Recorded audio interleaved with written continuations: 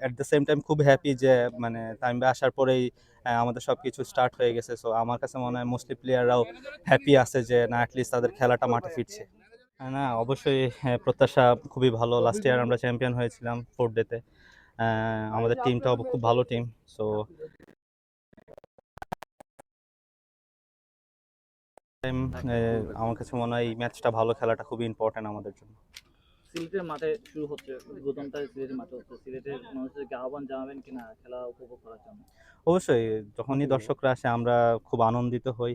আর specially যে সময় 4th day বা টেস্ট ম্যাচে দর্শকরা আসে এটা আমাদের জন্য খুব ভালো একটা সাইড যে মানুষ ক্রিকেটকে পছন্দ করে, টেস্টকে পছন্দ করে আসতেছে। সো আমার এই আশা থাকবে যে দর্শকের কাছে যা তারা মাঠে আসে, মাঠে এসে খেলা দেখে।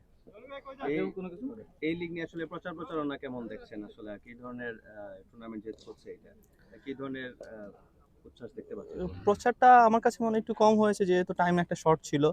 আপনারা জানেন যে খুবই মানে তাড়াতাড়ির মধ্যেই ডিসিশনটা হয়েছে আমার কাছে মনে হয়। তো বাট অ্যাজ ইউজুয়াল যে বিসিবির যে অর্গানাইজেশন যেটা আছে আমার কাছে মানে খুব ভালো।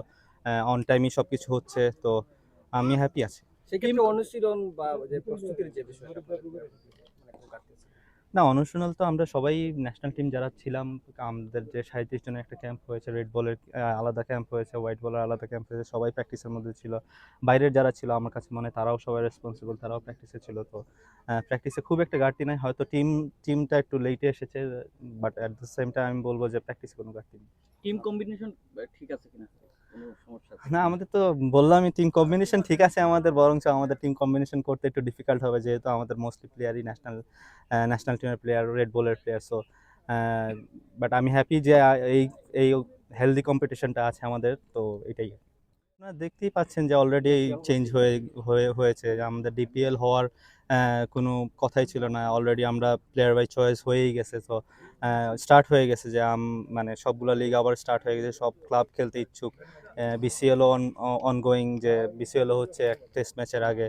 সো আশা করব যে মানে আরও বেটার হবে। But at the same time খুব হ্যাপি যে মানে তামিম ভাই আসার পরেই আমাদের সব কিছু স্টার্ট হয়ে গেছে। সো আমার কাছে মনে হয় মোস্টলি প্লেয়াররাও হ্যাপি আছে যে না অ্যাটলিস্ট তাদের খেলাটা মাঠে ফিরছে।